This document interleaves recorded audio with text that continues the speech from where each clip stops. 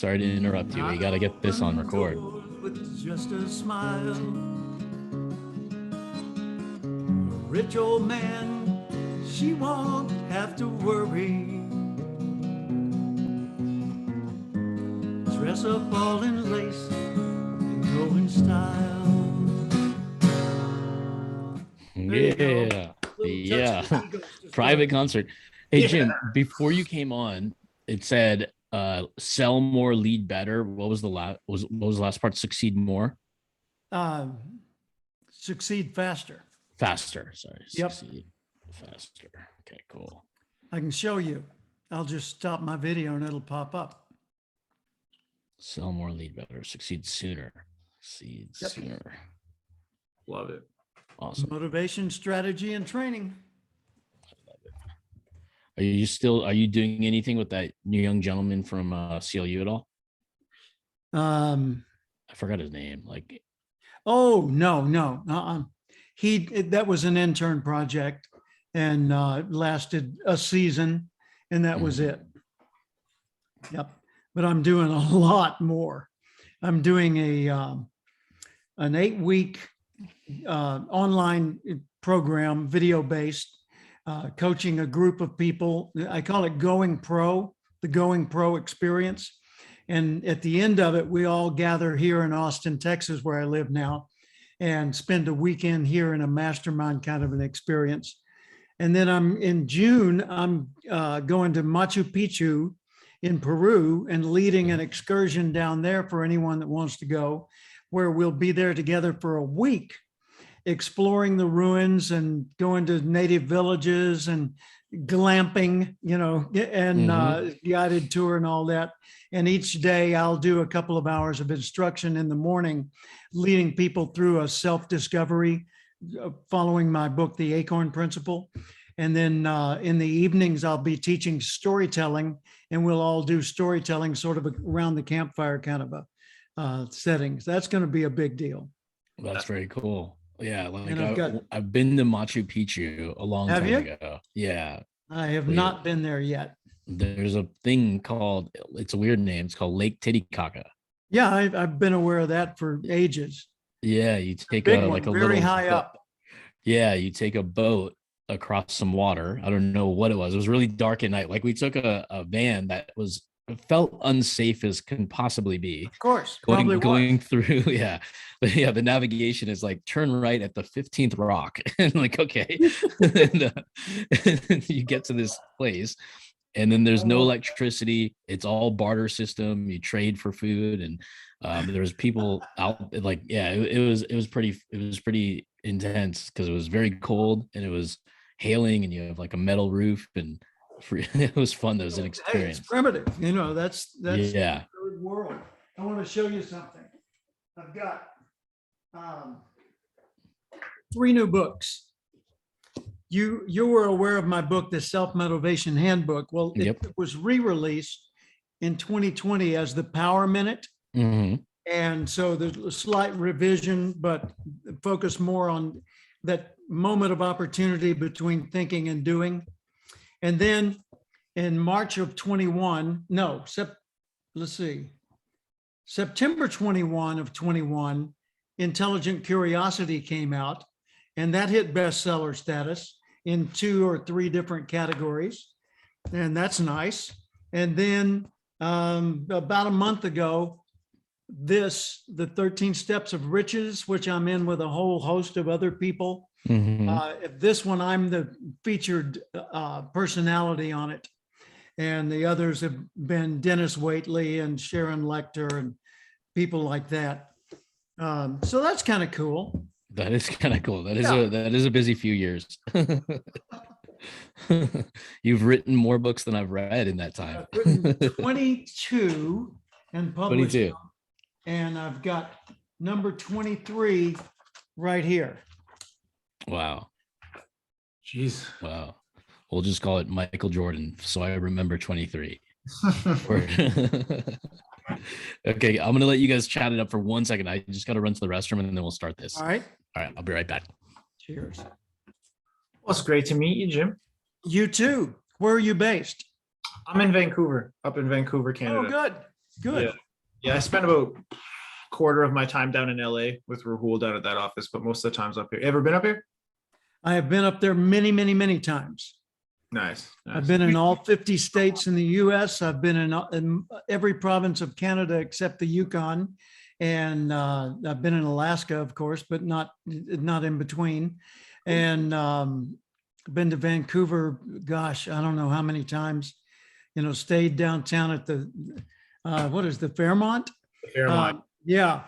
And I used to do training for 9 years. I was the sales and management trainer for the Fairmont for all their various properties, not as an employee, but as a contractor. And Peter Legg is a famous personality up there in Vancouver, lives out in Coquitlam, and close dear friend of ours, Peter and Kay Legg. And he's the MC of the big fundraiser that's on, like a March of Dimes telethon. It's a big thing up there every year where they raise $1 million or more. Oh, so you know the area well. I'm actually in Coquitlam. I just say Vancouver because that's just, okay. Yeah. I'm nestled up in the mountains in Coquitlam myself. Yep. And I've been up on Grouse Mountain and, all around. Oh, you've done the grind, eh? Yeah. And I've been up to Whistler, packed in a van like sardines with all our luggage, 4 couples, and way too much for the van. But we made it up there like this. And then we got out and said, look, it's Whistler. You get out first. That was something. Love the area though. Beautiful area. Oh yeah. I use it. That's why I use it as a home base. Like there's no different, like LA and Vancouver are 2 of the best places in the world. So that's why I just travel back and forth between the 2. And that's basically, there you go. The only thing I would adjust is La Jolla, San Diego, and Vancouver. We go down as opposed to LA. Yeah. La Jolla's got a little stopping point down there now. So we go down to San Diego. Yeah. We had a little I apartment could live in there. La Jolla for the rest of my life. I was there 20 years. Yeah, before you came to Westlake, right? Say that Or again. before you came to Thousand Oaks, was it? Yeah. Yeah. Okay, cool. Exactly. By And the real way, quick, GSD on your shirt. Let's get some dough. There we go. It's get some dough, get stuff done. Yeah, get stuff done. Hi, Jamie. Jamie is going to be live taking notes and blogging, and we're going to post it everywhere and all that kind of fun stuff. Okay. All right. I'm going to. Whenever you're ready, let her rip. Let's let her rip then right away. I'm going to hit the go live button. You'll get a little pop up on here. Okay. And if for any reason we get some tech issues, just keep going. It's going to be streaming and we'll fix it along the way. That's just part of life. Okay, cool. Here we go.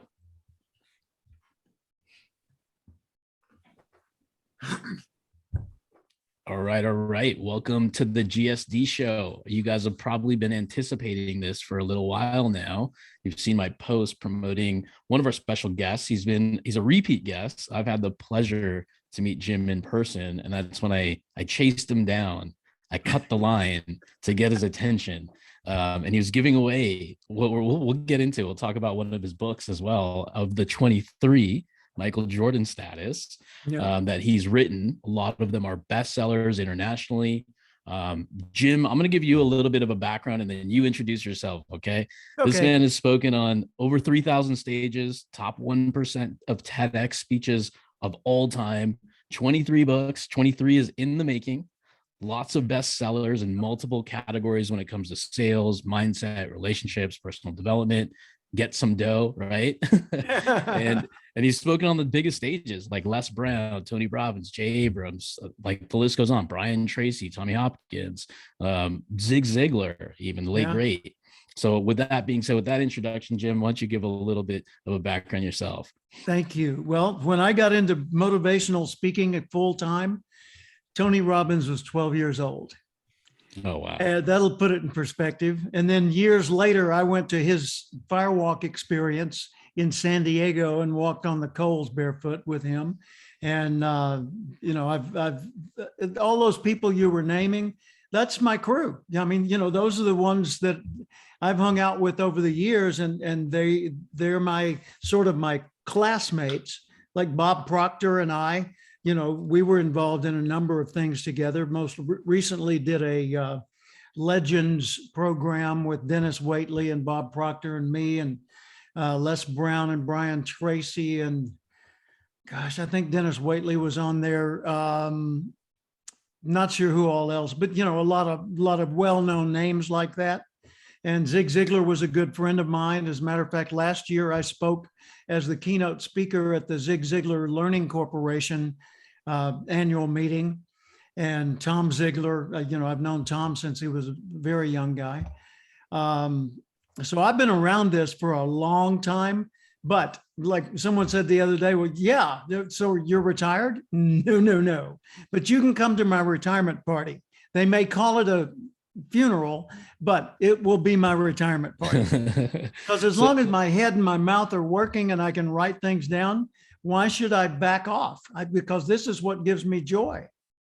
Exactly. So you do what you love at such a high capacity for such a long period of time. But I mean, you name so many great people that a lot of us younger people, if you will, follow. Has there ever been another crew of that stature in another era that you've ever seen? Absolutely. And I could take you all the way back to the 1800s if you wanted. But when I got into the business of personal development, it was 1974.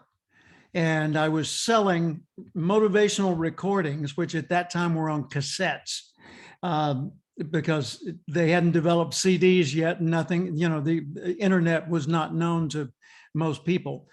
I was selling the recordings of Earl Nightingale, and Earl Nightingale was sort of the Tony Robbins of the day.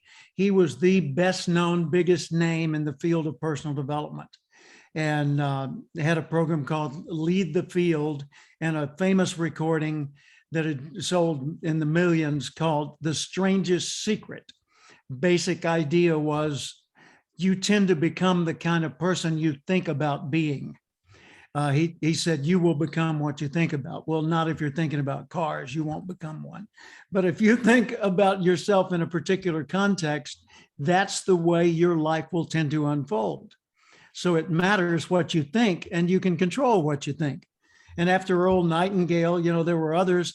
One of my heroes who I met early on in the 1970s was Og Mandino.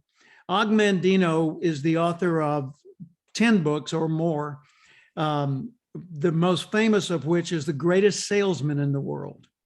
And at the time I met him, he was president of Success Unlimited magazine, and his boss was the owner of the magazine, W. Clement Stone.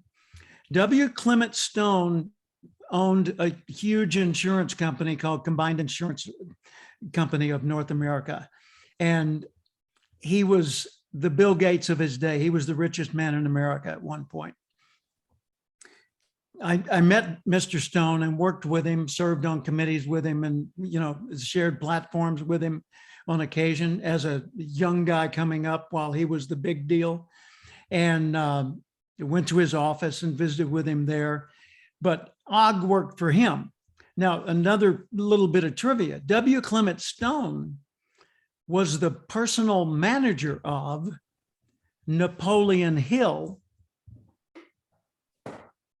author of Think and Grow Rich, the most famous success book of all time.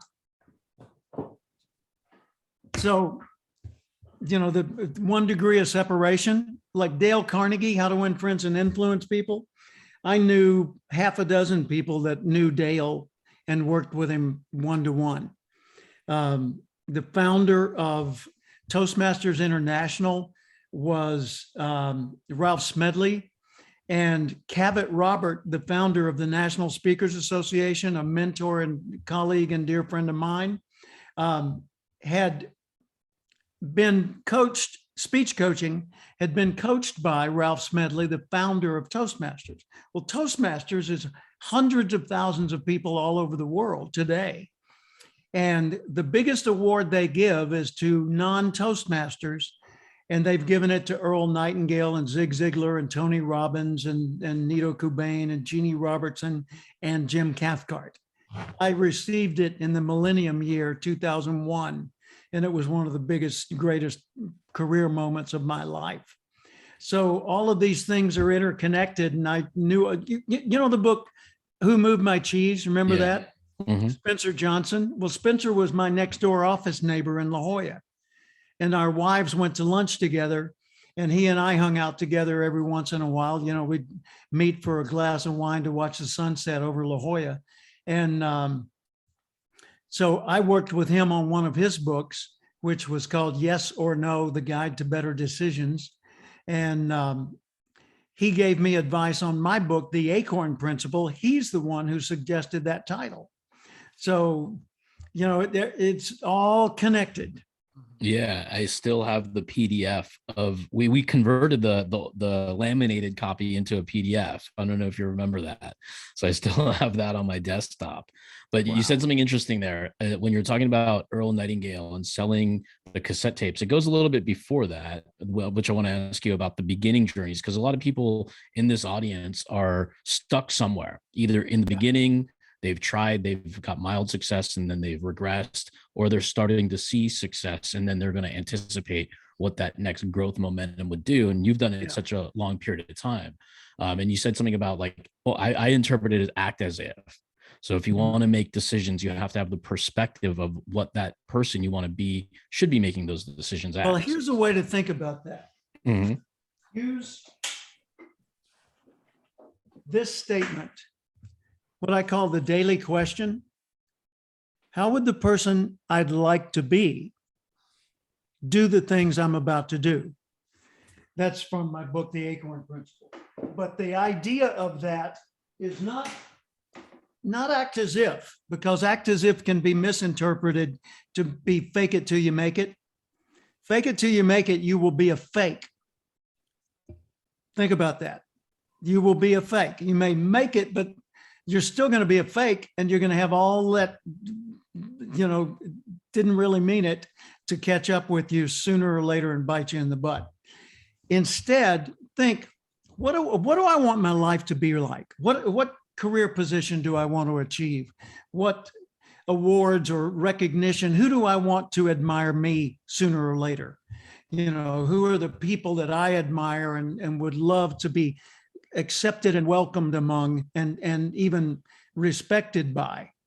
Well, how do I earn that respect? Because you can't get respect. You can't take it. You have to deserve it. Otherwise, it's not respect. It's just a fake moment.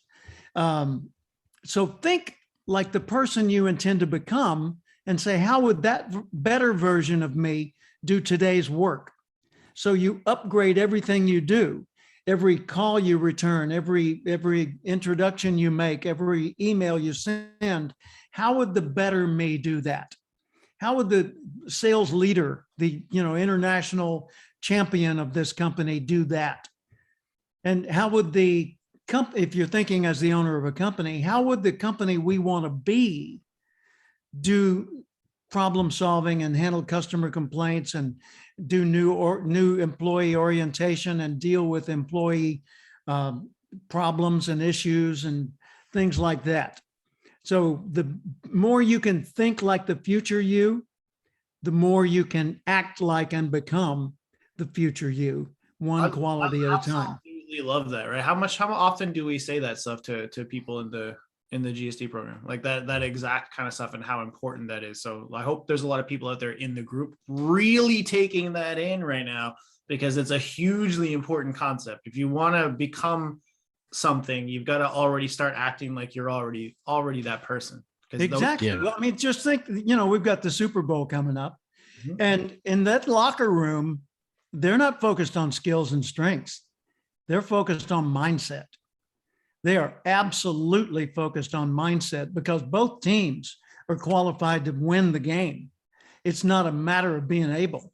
It's a matter of being in the right frame of mind at the right moment.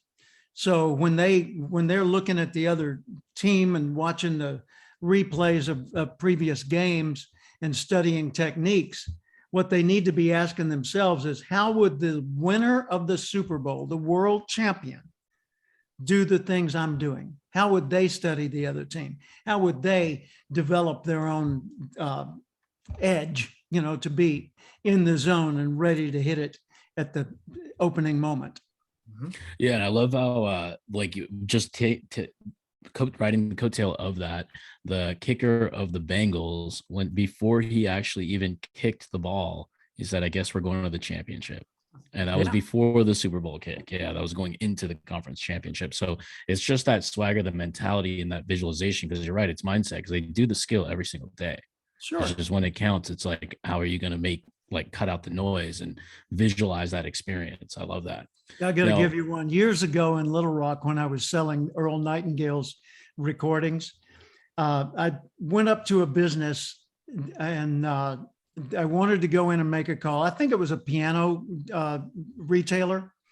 And I remember pulling up and stopping out front, and I was overcome by call reluctance, fear, and self doubt. And so I sat there and I sat there, and instead of breaking the ice and getting myself in the front door, just saying, at least I'll walk in the front door. Then maybe I'll stay, maybe I'll leave, but at least I'll walk in the front door. I didn't do that. I never got out of the car and I drove away. Well, it bothered me for like 2 years. And so a couple of years later, when I wasn't even selling those, I pulled into the place and walked inside and said, I'd like to speak with the manager. And I went over and talked with the manager about training and what they did. And, just kind of got rid of the stain of my cowardice from the years before. well, we'll dive into that fear factor in just a minute. But I mean, Jim, you weren't always a naturally charismatic salesperson, professional leader, were you? Okay, so it wasn't a born talent, right? Nope, it certainly wasn't. So reverse slightly back when you were starting to go to college, I believe, and then you had a government job. Well, You it was kinda- after. No, yeah. I had that government job after I was married, when I was 26. See, I only went to college for a couple of years and then I dropped out. And I'd gotten the flu and I was down for like 2 weeks and I got so far behind, I just decided to bail because I wasn't doing well that year anyway, except at partying. I was having a great time partying. Probably would have gotten a good grade, but academically it sucked. So I dropped out.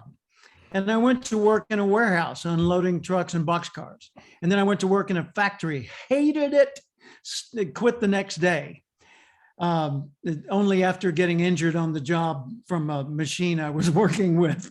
Then I went to work in a bank. Well, I worked at virtually everything. I drove a truck. I was a bartender. I was a bill collector repossessing log trucks in the Ozark Mountains at age 22. I played the guitar and sang in nightclubs and beer joints. And I mean beer joints. I'm talking about places where, during the night, there's going to be a fight. And just did all those various things. And then I got married in 1970. And I was singing in nightclubs at the time, playing the guitar. And I quit that job and went to work selling mutual funds and life insurance for a year and a half. Struggled, and failed.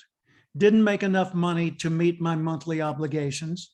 So I took a job selling cars because I could sell my own car, which I was making payments on, and drive a company demo while I was working there at the dealership.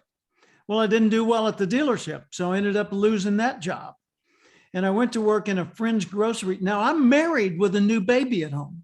I went to work in a friend's grocery store, sacking groceries for just above minimum wage. What was minimum wage at the time? Oh, probably $1.75, $2 an hour, something like that. If you compare values of the dollar back then to now, it was a lot less than 15, but probably close to $6 or $7 an hour compared to today. 15 is the politically correct minimum wage, whereas 7 is probably economically about where we ought to be. So I'm sacking groceries and thinking, what do I want to do now that I'm a grown up? Well, I didn't have a college degree, didn't have money in the bank, didn't have connections that would open doors for me. But I enjoyed my previous job as a bank clerk. So I thought, well, I'll go to work in a bank and work my way up and be like a trust officer, because the trust department seemed really cool and sophisticated. So I looked for ways to do that, sent out all kinds of lame looking resumes and got no replies. So I gave up on that and took a job at the Housing Authority, government agency, as an assistant to the loan specialist. And my salary was $525 a month. And the loan specialist didn't need an assistant. He wasn't busy. So I was bored to tears, and I sat there at my desk and read books on urban renewal and said, this is not for me. Read the Bible cover to cover at work during a 3-month period. That's spare time. And then one day I heard in the next room on the radio, the voice of Earl Nightingale, who I didn't know. And it was a little 5-minute motivational show on the radio. And he said, if you'll spend 1 hour every day extra studying one field, in 5 years or less, you'll be a national expert in that field. In 7 years, a world leading expert. And I thought, hour a day, 5 days a week, 50 weeks a year, that'd be 1,250 hours over 5 years.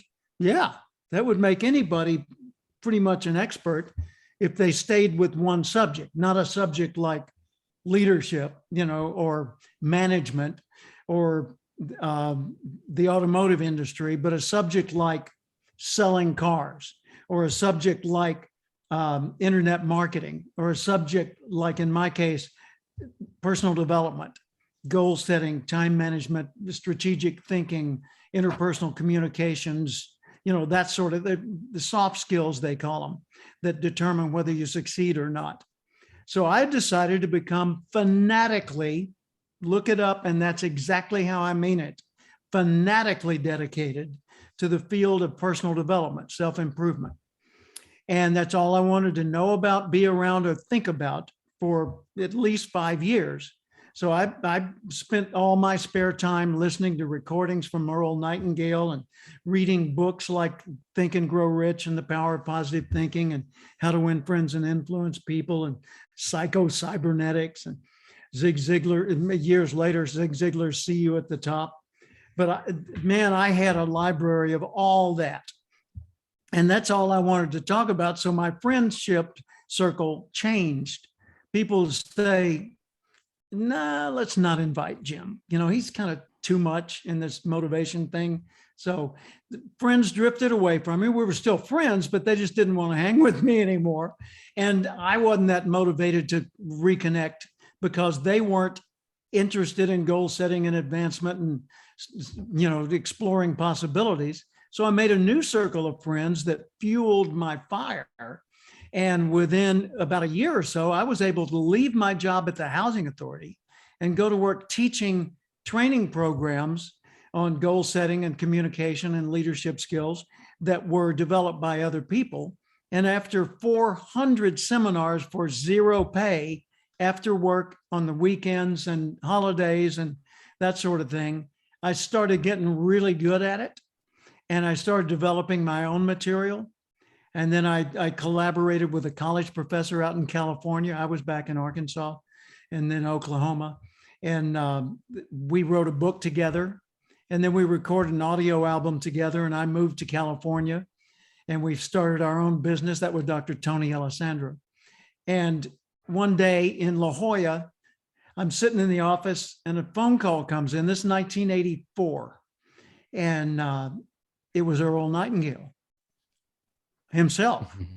And he said, may I speak to Jim Cathcart? And I said, which means, this is he, how may I help you? That's what I got out of it. I was absolutely dumbstruck. That's probably what I sounded like when we talked the first time. and he said, Mr. Cathcart, I just read an article of yours that would make a good audio album.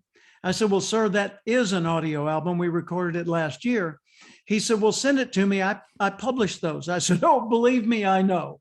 So I sent it to him and he said, we will take it if you'll re-record it. And we did. And Relationship Strategies for Dealing with the Differences in People was released in 1984 by Nightingale Conant Corporation and sold $3.5 million worth in the first 2 years. So in 1972, I heard Earl Nightingale on the radio. In 1974, I was selling his recordings. In 1984, he was selling mine. That's amazing. Think of that. That is amazing. And coming a long way. Like, I mean, that takes a lot of determination. It takes a lot of hard work to be self-disciplined to do what you just did, because you're using all your spare time to get what you And wanted. to stay the course when you were discouraged and didn't see any progress. There was a lot of time I had to just keep going. It's just like, I know there's a pony in here somewhere. So I just kept digging, right? Right. And that paid so much dividends, because I mean, you probably see it since the history of time. People that are extremely talented, they just aren't executing the talent. They're doing They give up something too soon. Yeah, exactly. Because the ball doesn't bounce their way. And you really have to have that, like you mentioned earlier, the mindset, right? To be strong enough to keep going when things don't bounce your way. And that's keep why wanting to do little it. things like daily affirmations and reading uplifting materials and listening to programs like this that give you encouragement, and being around the right kind of people, the optimistic people and encouraging people, why it makes such a huge difference. Because, you've got mindset, but then you've also got your actions, because the actions you take day to day either reinforce or negate what your mindset is hoping for and working toward. And then you've got the need to have daily successes, little micro successes of something you did, like get out of the car and walk in the door. You don't have to make the sales call, just show up. You can always leave if you're truly afraid. If not, you end up in a conversation with a guy and he might end up buying. And even if he doesn't, what did you lose? Nothing. That's what you had when you were in the car. Nothing. So at least you didn't succumb to your fear. And then the final thing in that MADE formula, mindset, actions, daily successes, is environmental reinforcement, environmental aids like posters on the wall and books and recordings and, little affirmation sayings that you repeat to yourself, so that your success is made by you intentionally over an extended period of time. So it sticks instead of being a momentary success and then you're back at the bottom again. Well, I got one reminder this way, right behind me on There the you TV. go. That gentleman right there. Thank you for that. Yeah, no, 100%. One question I wanted to ask is, like, when because a lot of the guys in this group that we're live streaming in right now, one of their core bottlenecks is sales. And you nailed it on the head with fear, because people are allowing fear to overcome what they truly want by not taking that first step. And the book on your table right now with the shoelaces, when you described what that meant to me when you first wrote it, and you showed me the cover, I think you gave me a pre-copy of the PDF version, right? The Power Minute. Yep. It was a different title beforehand. You rebranded that one, right? It was the Self-Motivation Handbook in the early version. Yeah. And I remember, like, I'm probably in the same position I was before. I wasn't going to the gym, and the shoelaces were just like, get your butt to the curb, or first step, get out of bed. You don't have to run. All you got to do is put on your shoes and walk outside. Right. Exactly. And then you're out there, you got a second decision to make. Do I go back inside or walk to the corner? If you walk to the corner, maybe you feel pretty good today, so you run to the next tree. Before long, you're doing 5 miles nonstop. I mean, literally, that's what happened for me. I committed to putting on my shoes and stepping out the door each day, but I didn't commit to running each day.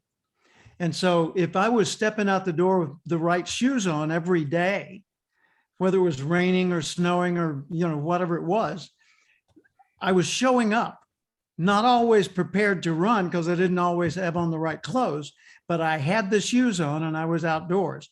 And sometimes I would say, well, I don't have much time. I'll jog to the corner and back. It's better than sitting on the couch and eating bonbons. So I would do that, and that would get me started. And it led me from weighing 200 pounds on what should be 150-pound frame. And that's my current weight, 150. It led me from 200 pounds down to 150 and got me in shape for the first time ever at age 30 or around 31. And I've been a runner or a mountain trail hiker or something ever since. As a matter of fact, January 1 of 2022, I had just completed 5 years without missing a single day of doing 100 push-ups every day. I was just about to ask you about the Jim Cathcart. We had the little graphic with the 100 Yep. push-up a day challenge. And That's amazing. what I committed to each day was getting down on the floor. The 100 just happened to be what I would stick with. I do however many and rest and do more until I got to 100, and got to, after a while, right at the end of that, New Year's Eve I could do 80, maybe a little more than 80 push-ups nonstop, then go back on my knees, catch my breath, and do the last 10 or 20, to get me over 100. And then I got COVID. And so my New Year's gift was the first 10 days of 2022 was COVID. So I was laid up, just, no energy, no strength, nothing. And I thought, do I get back on the routine? This is on the 11th day of 100 a day, or do I change it? And I decided to change it and to start doing military style full push-ups instead of just like this. I would do the full, technically correct push-ups until I wore myself out, and then rest, and see what happened. And so I'm doing a lot less, but every day I'm doing, really good push-ups, and it's growing. Right. Now, as we translate like that discipline from these little micro moments, like micro commitments, the micro. And by the way, that's where discipline lives. Discipline's not the big commitment to climb the mountain. It's stepping onto the trail and every step thereafter, because there's always a chance to give up. Always. People say to me, hey, but I can't even do one push-up. And I said, well, do me a favor. Get down on the ground like you were going to do one. Yeah, but I can't even do one. And I know, just get down on the ground like that. Okay.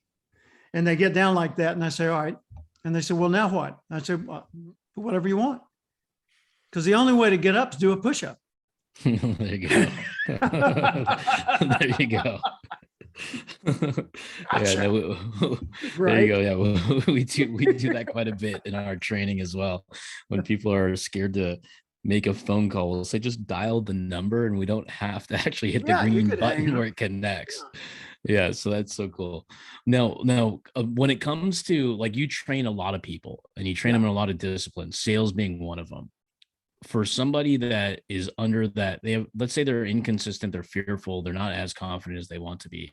Yeah. What kind of advice or what kind of approach to sales would you recommend to this person? Okay. I would say, first off, it doesn't matter whether you make a sale on your next call.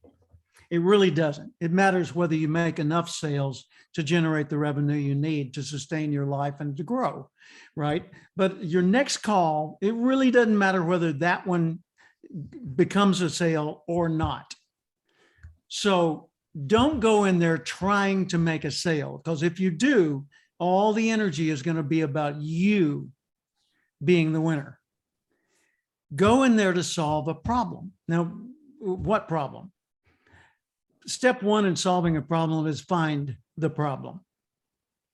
So think of yourself not as a persuader, but as a problem solver. Someone says, what do you do? I'm a problem solver. Really? What kind of problems do you solve?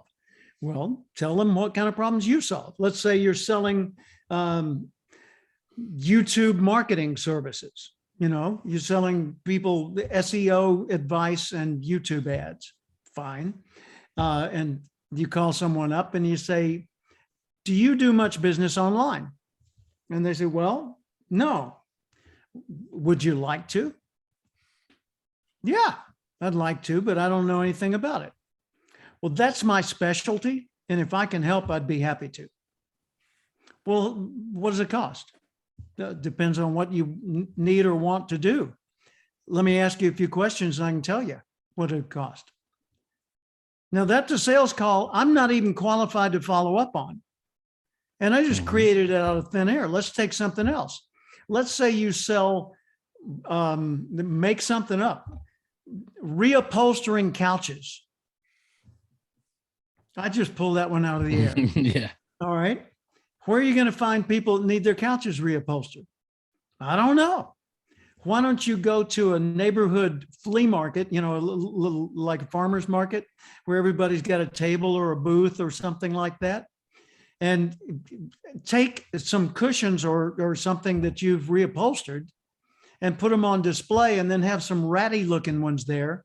And instead of trying to sell your wares, you just make some information available so people can get your information and your price list, and you just sit there and reupholster something so they can see what you're doing.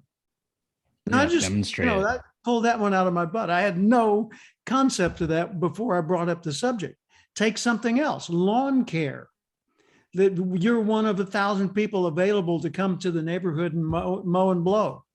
And what people are used to is what? Mow, blow, and go. In other words, they show up, they mow, they blow the debris around and bag it and disappear. What would they rather have? They'd rather have somebody that comes, looks at the lawn and says, hey, there's some weeds over there that need pulling, and these plants should be trimmed this time of year, and they haven't been trimmed yet. And other than that, the lawn looks fine, although it could use some growth stimulus, and we'd be happy to spread that. By the way, I do that, and I noticed you've got a mow, blow, and go service currently. If you'd like somebody that cares about your garden itself, I'd love to work with you, either on what they're not doing or on the whole deal if you're interested. It's such a simple approach. I mean, Yeah. now you hear a lot of people talking about detachment from the sale. Like, what is your perspective on that, in the sense that, like, I go into any conversation just seeing if I can even help. I don't know if I can, I don't know if I can't. Money's the consequence of us both winning together. But Yeah. how do you feel about the detachment side of it from a mindset perspective? Well, what you've got to be detached from is your plan. If your plan, if your intention is to get a sale, you got to let that go. That'll come back at the appropriate moment, but you've got to be interested in them. It's like public speaking. I've won virtually, and I mean this without bragging, every major award for public speakers in the world. Really quickly, you were the National Speakers Association. Am I saying it in the right order? National Yeah. Speakers I was the Association president of the company. We'll get into that story after this. It's not a company, it's an association, but association. it's the association. It's like the bar association is for lawyers. The National Speakers Association is that for the people like Les Brown and Brian Tracy and me, and Tony Robbins and people Right, like but that. you couldn't afford to go to an event at one point. I want to talk about resourcefulness. Yeah, I right? could get to that. But Yeah, let me go back to our main point for the moment. Yeah. And that is public speaking. What makes a person nervous? The answer is thinking about themselves, thinking about the speech. What should they be thinking about? The audience. But thinking about how the audience can benefit from hearing this speech, and forget about themselves and forget about the notes and everything else. Use them if you need to, but just say, the reason I'm here, folks, is I understand that you've kind of lost your enthusiasm for this business. And I'd like to recommend that all of us pause for a moment and remember how our customers benefit from what we do. So I don't have a speech in a can for you today. I just want to remind you of what matters to you.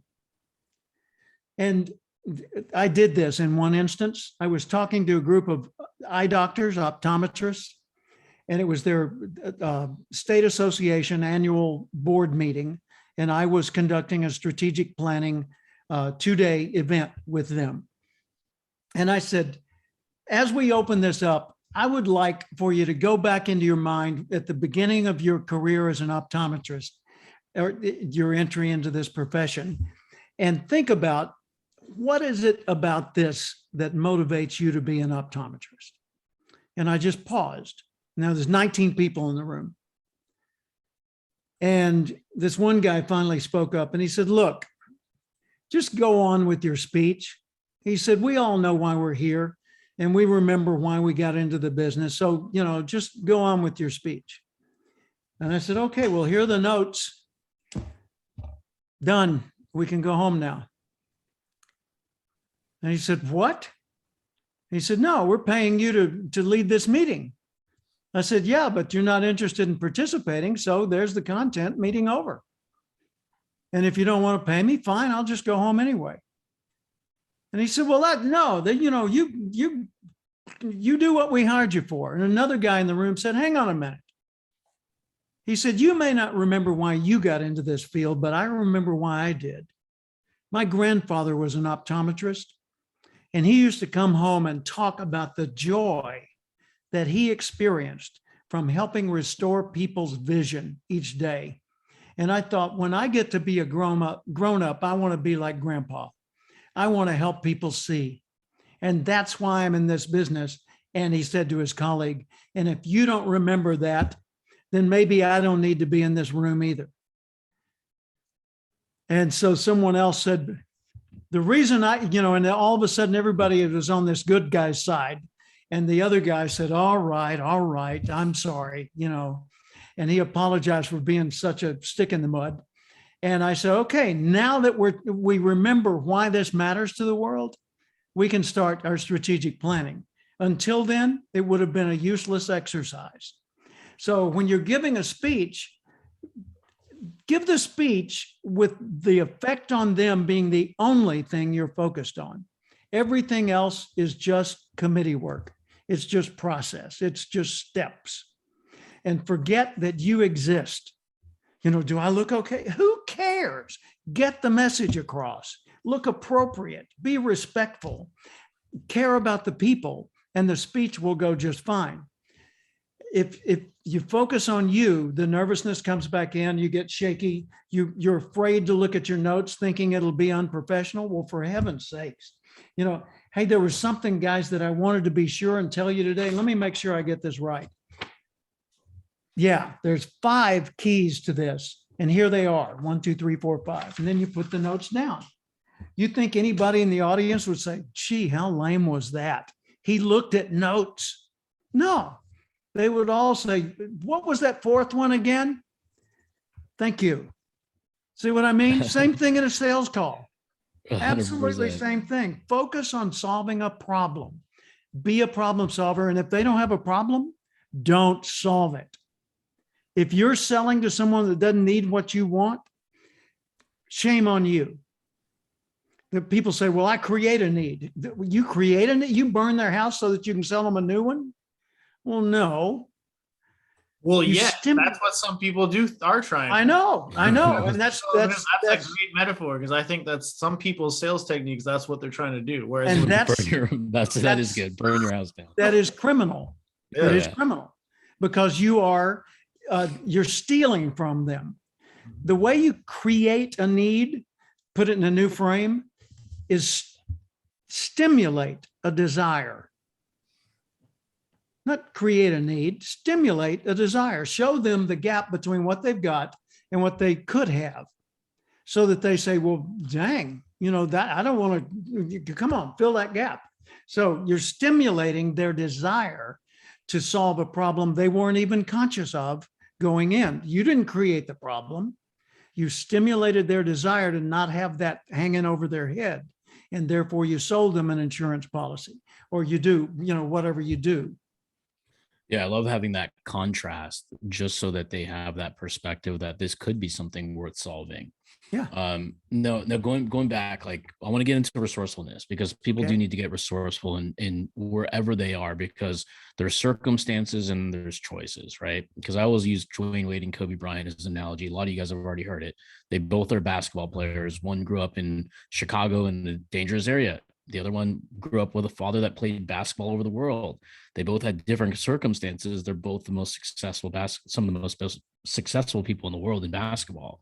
So they both. Coincidentally, Kobe Bryant, when he passed away in that helicopter accident, it was less than 10 miles from your house. Yeah, I know. I went straight over there afterwards. It was It blocked was off. on the Yeah. hiking trail that we call Heartbreak. Yeah. It starts down there at the bottom of Chesborough in what is it, Liberty Canyon. And I had been Right. hiking on that trail just a few days before. Oh wow, yeah. And before we pivot, like with that Kobe story, I was actually sitting in the owner's office or one of the co-owners' offices at Sports Academy, and Ooh. in that office, this was during those fires, and I was helping volunteer there, and he lent me his office. He's like, I see you got to work, you can use my office, and he's having a meeting there, and he's like, right, I just heard this, and he's like, I don't want to rename this to Mamba Academy. And I'm like, are you guys selling this to Kobe Bryant? Is he going to be a part of this ownership package? And the next thing you know, a week later, it's rebranded to Mamba Academy. But yeah, Kobe was great, great athlete. He had a great partner, Jeff Stibble, too. Anyways, going back to the resourcefulness, like when you told me the story when one of our many meetings when we got a chance to go to coffee and lunch, was about how you couldn't afford a ticket to go to one of these speaking events. I was at the National Speakers Association first national convention that was outside of their founding city of Phoenix, where the founder lived. This was in Louisville, Kentucky in 1978. And matter of fact, hang on a second. I love that Jim's got props for all of his stories. Jim can Definitely literally do. tell you what he did 10 years ago on a specific date. We'll challenge him with that. We've done that. You can This say was October 8th, 1984. He'll have it. back in, let's see, September 1970, what is it? September of 1979, this article was published in Positive Living magazine, which was a success motivation magazine. And I want you to look at this. I think I have that picture too. Yeah. Yeah, I think you That sent it. was me speaking at the first National Speakers Convention ever that I attended in Louisville, Kentucky at the Galt House Hotel. And at that meeting, I couldn't afford the $40 ticket for the luncheon, the awards luncheon for the Speaker Hall of Fame.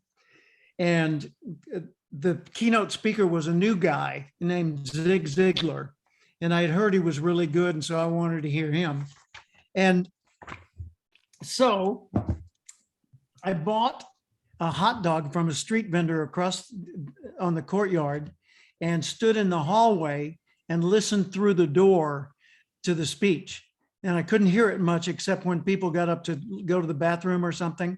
And then the door would be open and I'd kind of hold it to linger for a little bit so I could hear a little bit of the speech before it fully closed again. And then years later, not only was I the president of that association, national president, but I also was inducted into the Professional Speaker Hall of Fame the same night Jim Rohn was. 5 people per year were inducted.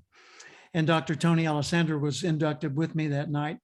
And then the next year, or a few years later, I became the chairman of the board, it's a board of governors, chairman of the board of governors of the Speaker Hall of Fame. That's So amazing. from standing in the hallway, eating a hot dog and listening through the door to being the guy in charge of the meeting that's in the room was kind of a big leap. Was that you said 4 years later?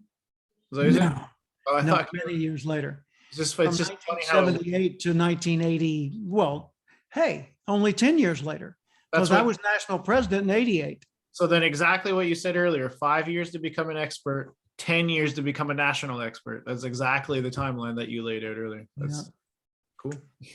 And I heard Earl Nightingale on the radio in 72, sold his tapes in 74. He was selling my tapes in 84. 5 years after that, in 89, I was the president of the National Speakers Association. And then in, let's see, in 89, when I was president of NSA, I called Earl Nightingale and said, sir, it would be my enormous honor if you would come and join me on stage at the speakers convention in front of 2,000 of your colleagues and let me interview you. We'll sit in big easy chairs and I'll interview you about the history of this field of personal development, motivation. And he said, I might do that. He said, I might, because it was a non-paid engagement. And he said, I'd like to do it, but if I get something paid, I've got to take it. And I said, okay. So a couple months later, I was going to call back, but instead his wife called me, Diana. She said, Jim, Earl died. Oh no. Yeah, we cremated him and spread the ashes in a private ceremony here at our home. So there's not going to be a funeral, but I would love to have a memorial service at your speakers convention. He was planning to come to that. And I said, oh, we'd be tremendously honored. And so we scheduled it for that July and in Dallas. And she said, Jim, I want you to speak at that service. I said, oh, no, I'm not worthy. Seriously. This is Wayne's World. I'm not worthy. I said, but really, it ought to be giants of industry and world leaders and people like that. She said, no, Jim, you don't get it. You are the product Earl Nightingale worked his entire career to create. You're a person who started off with very little going for him, did the work and the study, developed the qualities, paid the price, and became successful following his guidance. You are the perfect person to speak at his memorial. And I said, well, I'd be honored. So at his memorial service with his own son in the audience and Zig Ziglar and other famous speakers from around the world in the audience, the only speakers were his widow, Diana, a short video clip from Dennis Waitley, and me live. Wow. From hearing him on the radio to being the only live speaker at his memorial service. That's great. That is Think an of what's incredible possible honor. for you. I didn't have a college degree. I wasn't a superior intellect. I hadn't scored high on an IQ test or, been a athlete or anything like that. I was just, a nice loser who was just rocking along in life from job to job to job until I got inspired to change my life by Earl Nightingale's message. Right. Because a lot of people have tried so many things that they feel like failure is all the solution is change. The solution is actually 40 jobs before I got to this.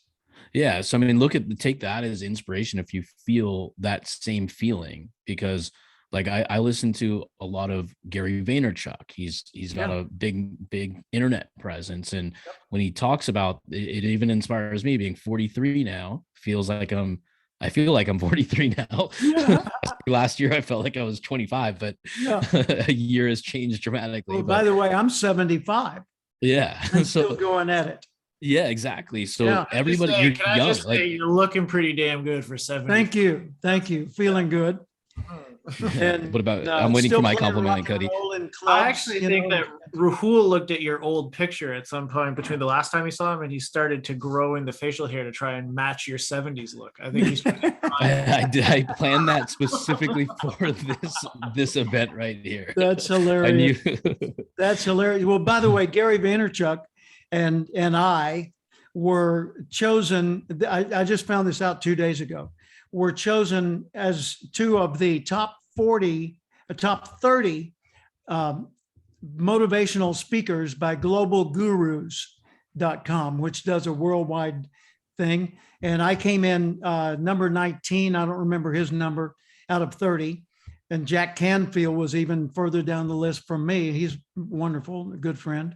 And then I was also listed as number 7 in the global sales gurus with, people like Tony Robbins and Grant Cardone and Tom Hopkins and others, and all of whom I know, by the way.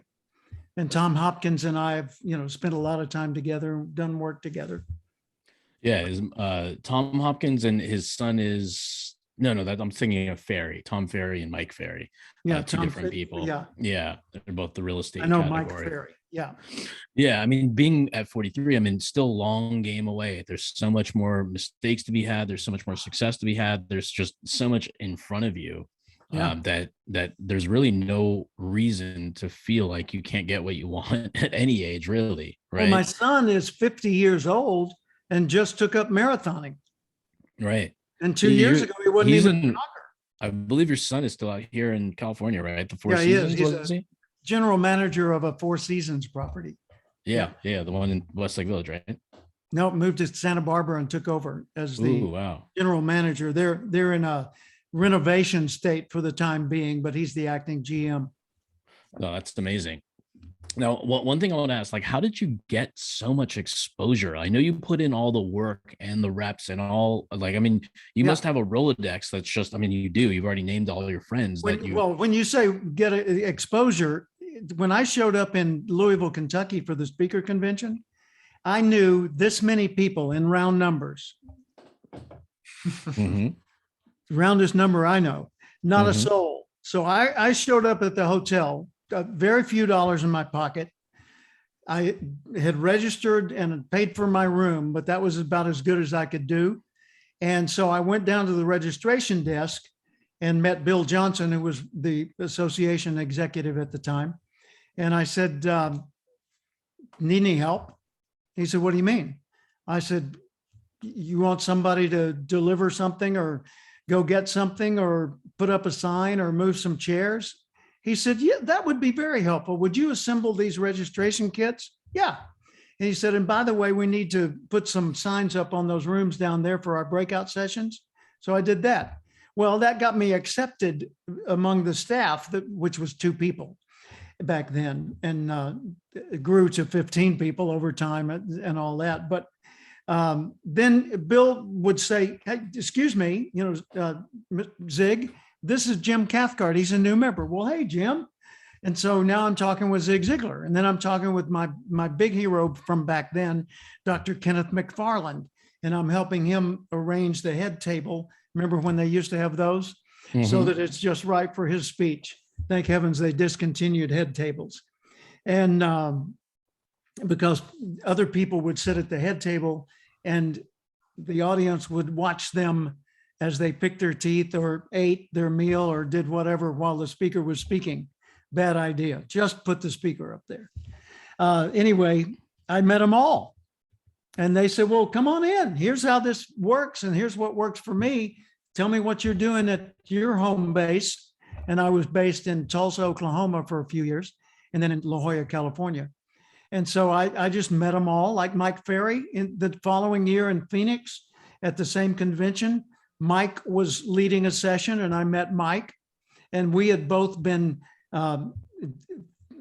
followers of Mike Vance, who was the president of Walt Disney University and who was a creativity trainer and thinker. As a matter of fact, Mike Ferry back in those days sounded just like Mike Vance. I mean, he mimicked his style and all that, and then developed his own and, became a big deal. That's amazing. So Jim, tell us about, like, you, before we went live, you were talking about what you do for helping other people get what they want, how you can help them, and Yeah. you're doing your event. Can you talk about that for a little bit? You bet. I've got 2 events coming up. One is a rotating event where one completes and another starts. And this is from March the 10th, 2022 to April the 28th. Every Thursday, 11 a.m. Central Time, a Zoom call of 90 minutes with a small group of people who fit the category I call success seekers, which would be the 3 of us, people that are trying to learn how to do it better, do more, do bigger, influence more people. And it could be people that want to be a speaker, want to be an author, want to grow their entrepreneurial business or whatever, subject matter experts especially. I call it Going Pro. And the Going Pro experience is that 8 weeks of those weekly sessions with a small group focused totally on them. So it's not a class you attend, it's a group you immerse yourself in, and we all focus on you and rotate around the group to make sure everybody's goals and dreams are being made more real. But the process we go through is what I call Going Pro, because if you think about it, if you play golf for fun and you change your mind, you say, I'm going to go pro. Well, the rules change for you and the expectations on you change radically.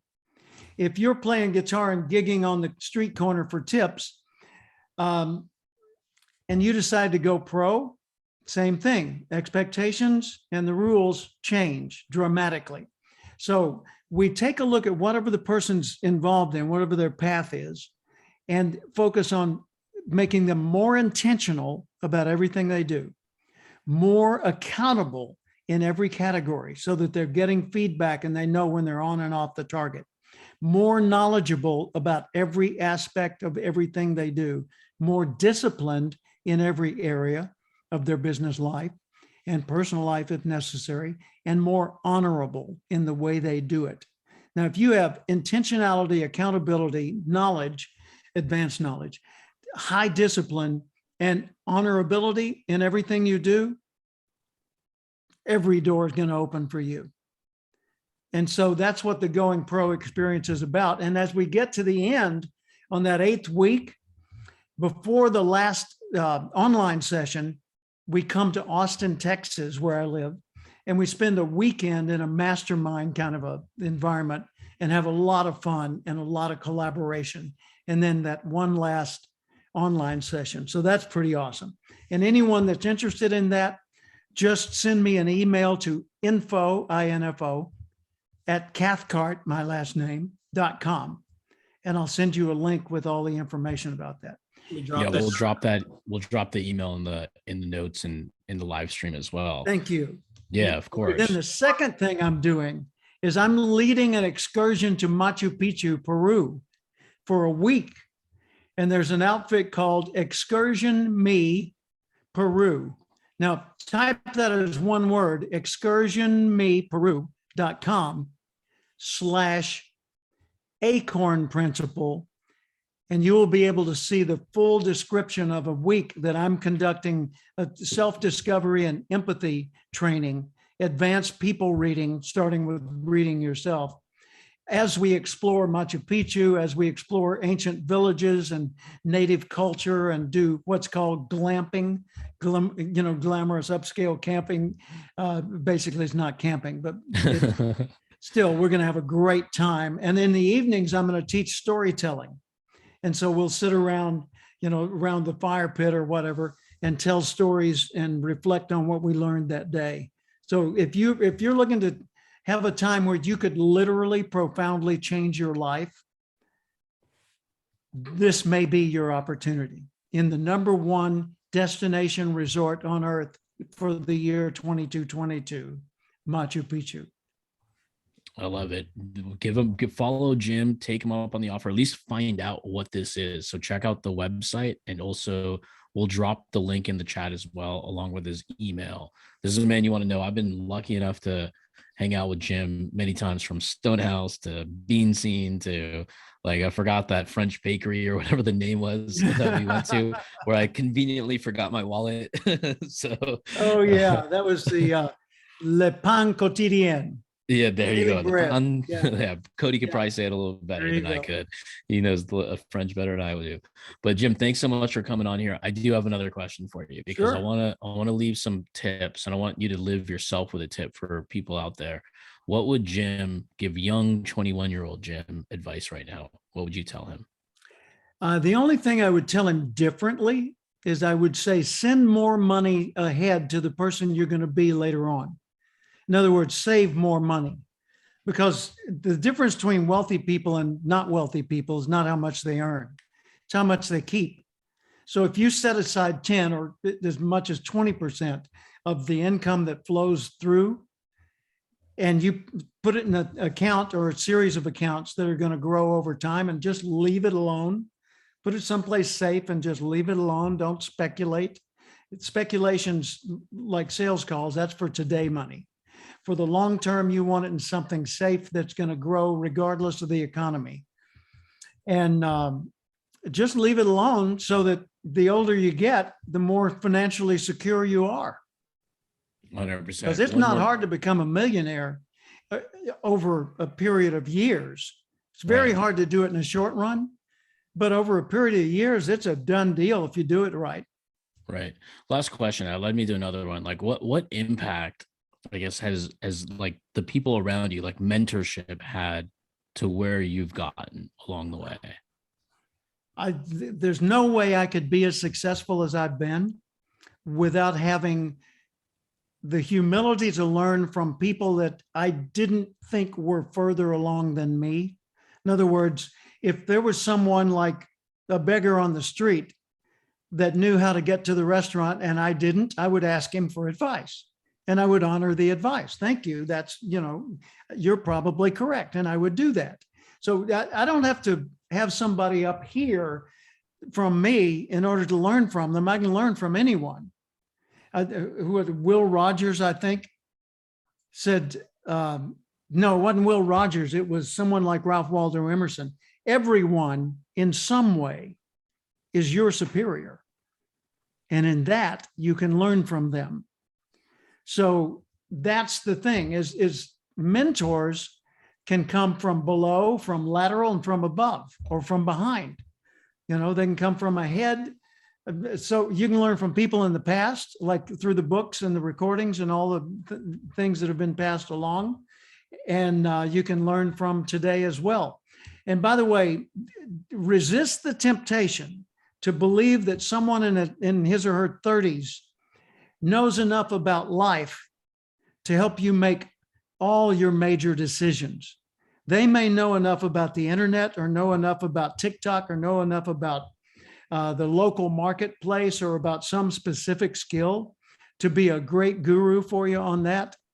But when it comes to life decisions, to really important underlying concepts and ideas, look to someone who's lived through it multiple times and can give you wisdom, not just knowledge. I love it. Well, with that being said, this has been another great episode of the GSD show. Thank you so much, Jim. We'll drop don't forget to click the links. Cathcart.com is his website, his email info@cathcart.com. And we'll drop the link for that Machu Picchu excursion, plus discover yourself and be a better you for 2022 and beyond. You bet. And GSD, get some dough. Get some dough. Awesome, Jim. That was awesome. I just cut the live stream right now. Thank you so much Good. for hopping on here. Terrific. That was fun. Yeah, I know. I miss your voice. It's Thank been too you. long. Yeah, and glad you're healthy. I also got COVID around the same time you did. I was only down for 2.5 days though, so I got it mildly. But I had it for before. It knocked me for a loop. I didn't have any any coughing or any congestion. I just had a complete removal of my energy. Mm-hmm. Even mentally, I wake up each morning with a flood of ideas. I woke up each morning for 8 days with a blank slate. Mm-hmm. Just go back to sleep, move from the bed to the couch. Yeah, I did that. The first, I got COVID twice or 3 times. I don't know how many times. I just assume if I'm sick, if I'm late in bed, it's probably COVID. But I know I got tested positive twice. Are you healthy ever? That's the real question. Along the way. First time was like 10 days. Yeah, I felt the same way. I was couched to the when bed. On the 9th day, I got up. Ideas were flooding my mind as usual. And I worked 7.5 hours at my desk, interacting with people and doing projects, and was not tired at the end of the day. Yeah. Who knew? Great. So cool. Awesome. I'm back. Yeah. Well, I mean, speaking of which, now that I have you on the line, do you have 2 more minutes? Yeah. Maybe 3 more minutes. Well, I don't know. You're pushing it. Oh, yeah. Make it 4 then. We'll negotiate to 4. I'm just kidding. So you have sales training, leadership, time management. We in our group, we teach a little bit of we're teaching mostly people who want to coach online and marketing agency owners how to start and scale it. So we take them through 3 pillars, pretty much about dialing in your traffic, dialing in your sales system, and then dialing in the delivery process, which includes hiring, a little bit of leadership, and learning the actual skill. Would there be any sort of collaboration to either bring your program in or have you as a special guest? Absolutely. Yeah. Here's the idea that first hits my mind. The Going Pro experience, there's a 25% sales commission built into that. It's a $5,000 enrollment, $4,997, for Mhm. marketing purposes, but $5,000, and that includes the Austin weekend. And 25% of that is sales commission. So if any of your people, I don't work on what you work on. So if any of them want to get mentorship in becoming the kind of person and developing the kind of overall strategies that will cause an enduring career to thrive over 20, 30, 40 years, then send them aboard.